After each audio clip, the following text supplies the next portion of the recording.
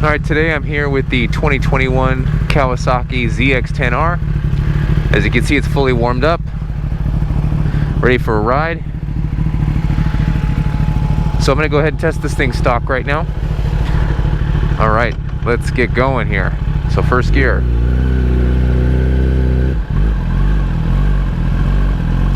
Alright, now we're here. This Kawasaki is a very odd thing. There's like, so there's throttle here, right? And there's a little bit of throttle slack on there, which I really don't like. But then if you can like go negatively with this. This is weird. I've never seen this in a bike before. So I can go forward, but there's also a negative, which seems like there's a lot of throttle slack in this. I don't know, that seems a little bit odd for me, at least. So it looks like the clutch is still catching a little weirdly on here. I had to adjust it when the customer dropped it off, but let me adjust even more. That was the wrong way.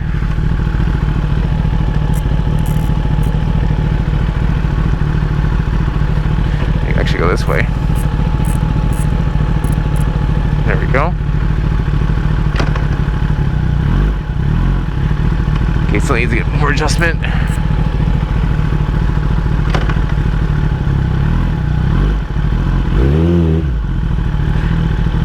It's getting better. It's not there yet.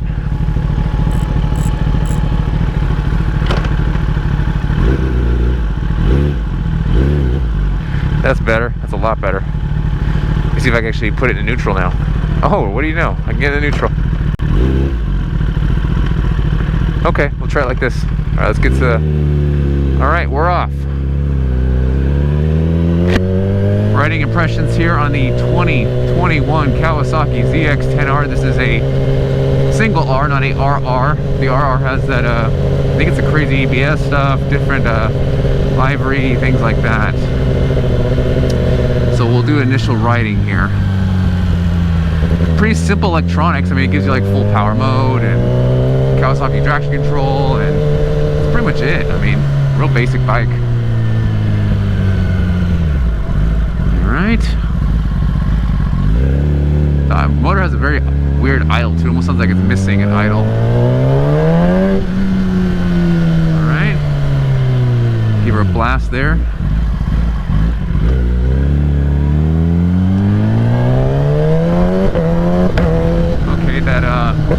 Shifter is labored. Blipping's not bad. Feels very mechanical though. Doesn't feel smooth. It's not bad at all. Come on, baby. Come on. We gotta race over so bad.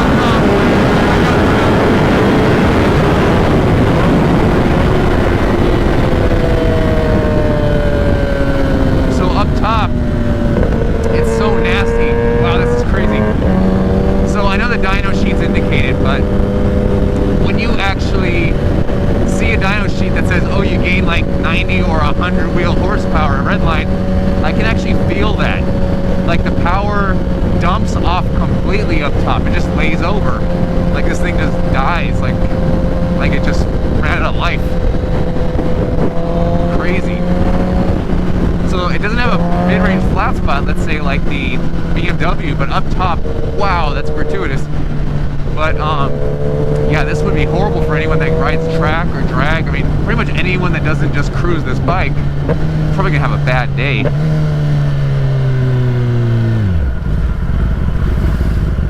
Wow, that was really bad. So up top, you can see almost come to a standstill on the mile per hour, and that wasn't me rolling off the throttle, even though it may have looked like that. Wow, I can't wait to do a 60 through 130 on this thing. A little lazy getting out of the hole, and it kind of just gives you power there at about 3,000 to 4,000 RPM. This bike, I forgot to mention, has been fitted with full Graves. Good system.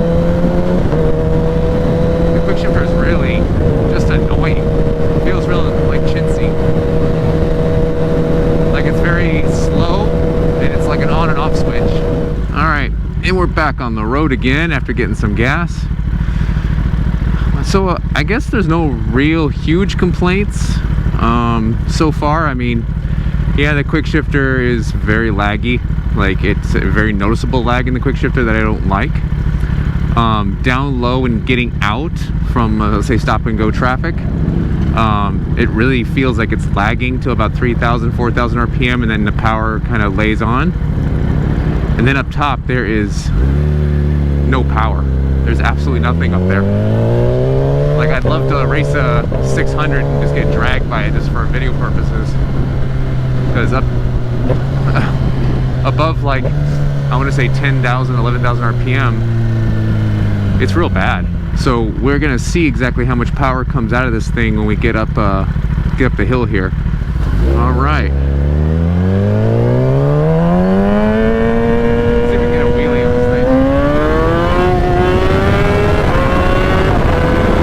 Yeah, it does all right. Power kind of comes on suddenly. All right, let's get up the hill here and see. Watch the speedometer on this thing. Wait till I get a clear signal.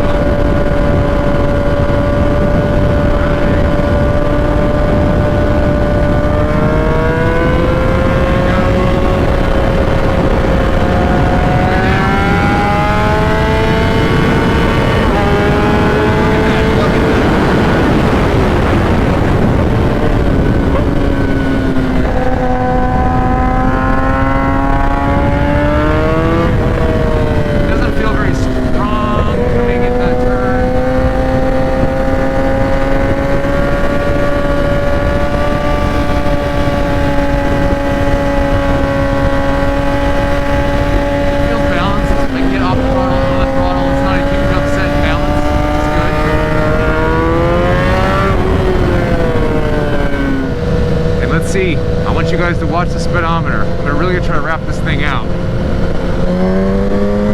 All right, here we go.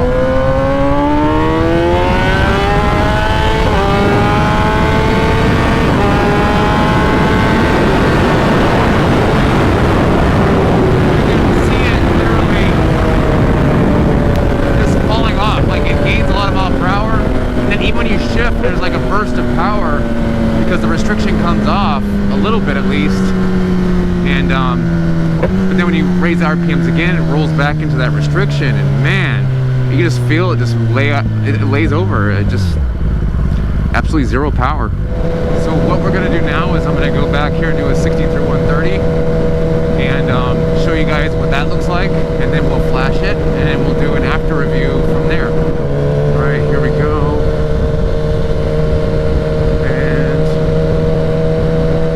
Should be good.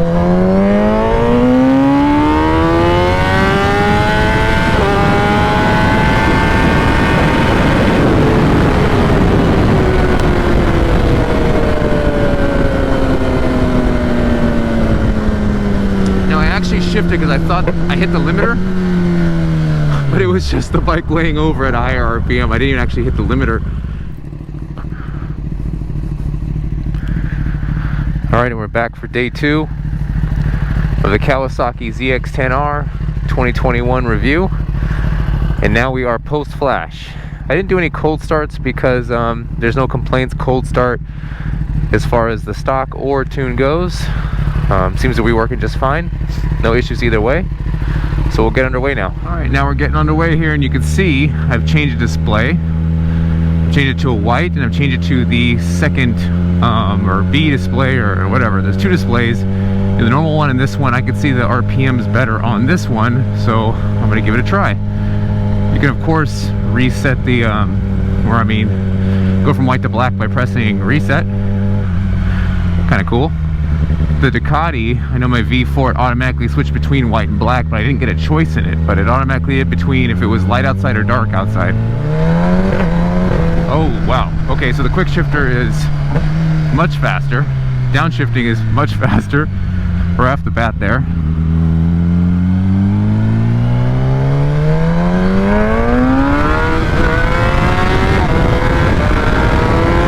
Oh yeah, we got power. We got power.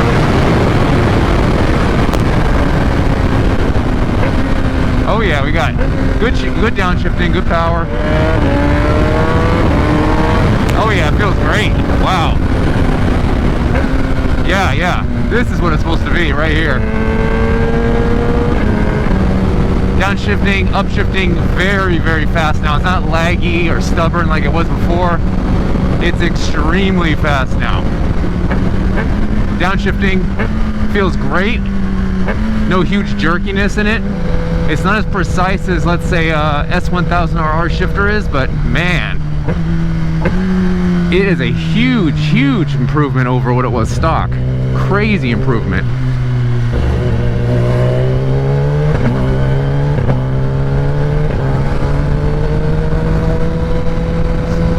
And the power up top is now there. So this bike had felt so lazy before, and now it's come to life. I mean, let me see here. Oh yeah. The cool thing about the ZX platform is that mid-range, low-end, there's really not a whole lot of torque in this bike, so it's great for like roll racing, getting out really quickly, man, because you don't have to worry about it wheeling too much. It's just, there's power there. Like S1000, I do this, it's in the sky. You see this one, it just, basically the tire's like hovering on the ground almost. It's amazing. And I have the traction control. Traction control is completely off. So we're gonna do, go up in the hill here, get a couple runs, see what she looks like comparatively to how it was stock. Man, this is a different bike. And this is just OTS mapping. I didn't get anything that's crazy, new, special. This is what every customer gets for stage 2. Alright, we're back. Let me just grab the hill a little bit here. Let's see what she does. Give her the gravy here.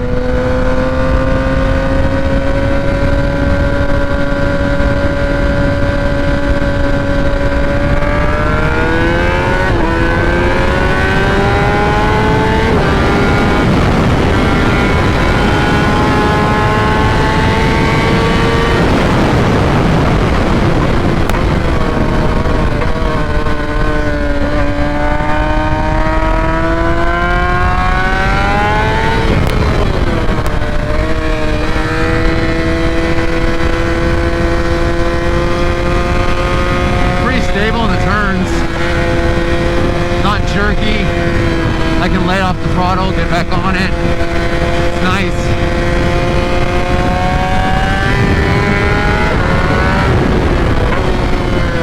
Oh yeah, she feels good.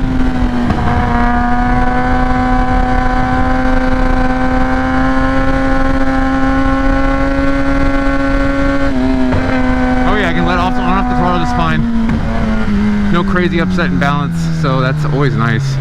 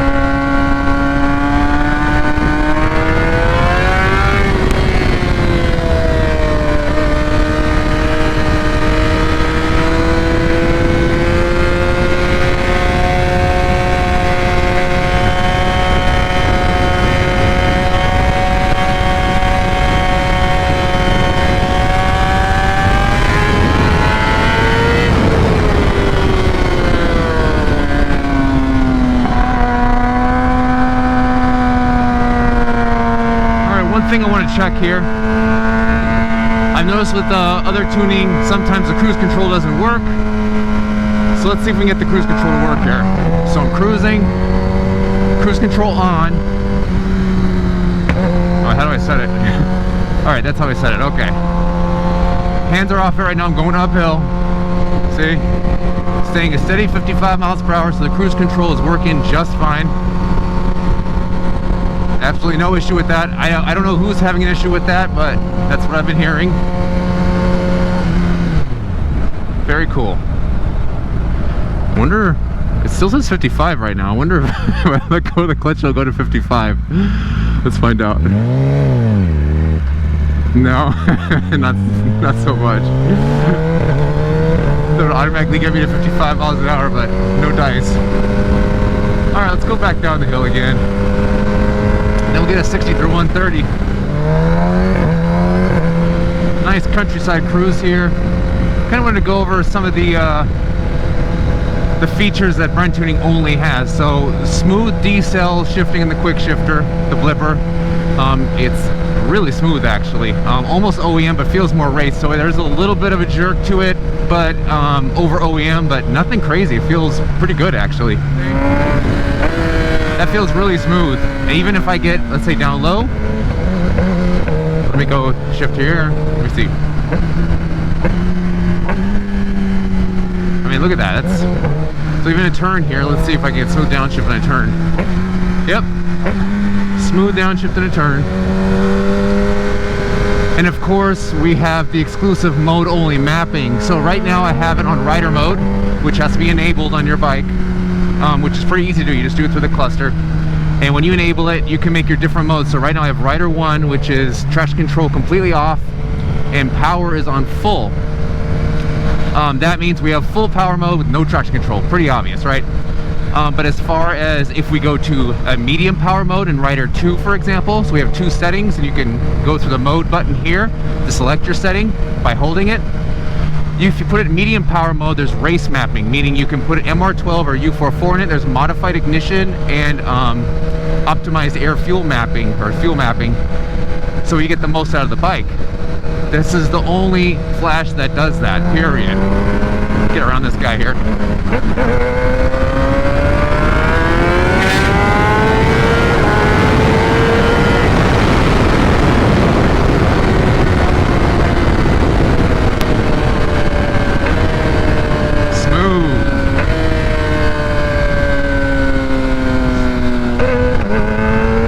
Even below 8,000 RPM, it's a complaint. It's not smooth below 8,000. This is smooth.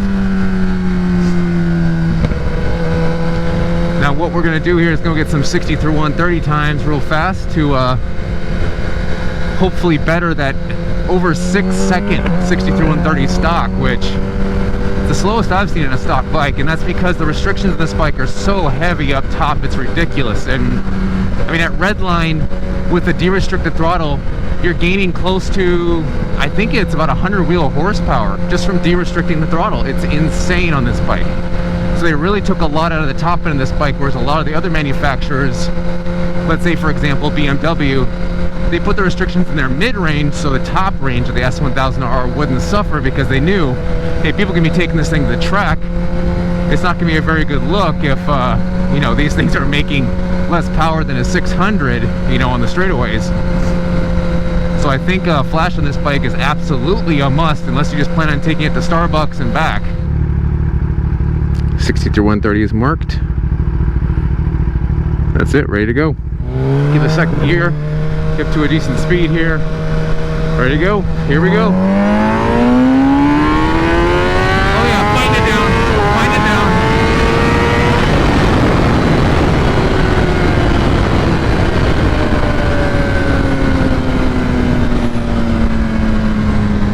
Yeah, that was a much better showing than stock, that's for damn sure.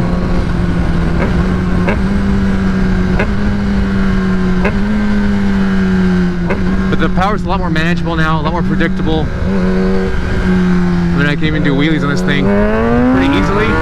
See, it stays up very nicely.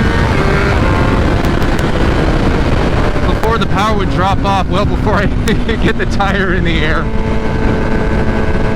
That problem seemed to be rectified. All right, I'm gonna go ahead and pack it in here. So for an overview here, we've got increased power, no more throttle restrictions up top, revised air fueling, revised timing. I mean, the cruise control works, the blipper works amazing, the shifter is crisp and fast.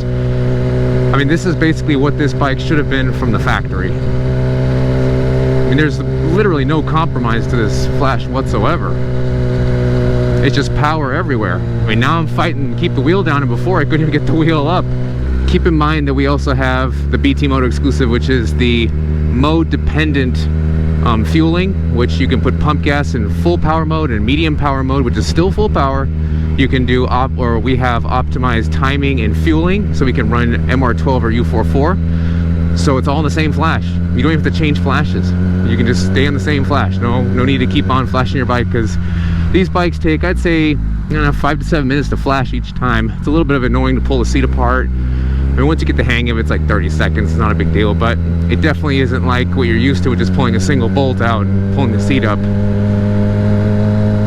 And I think that'll do it, guys.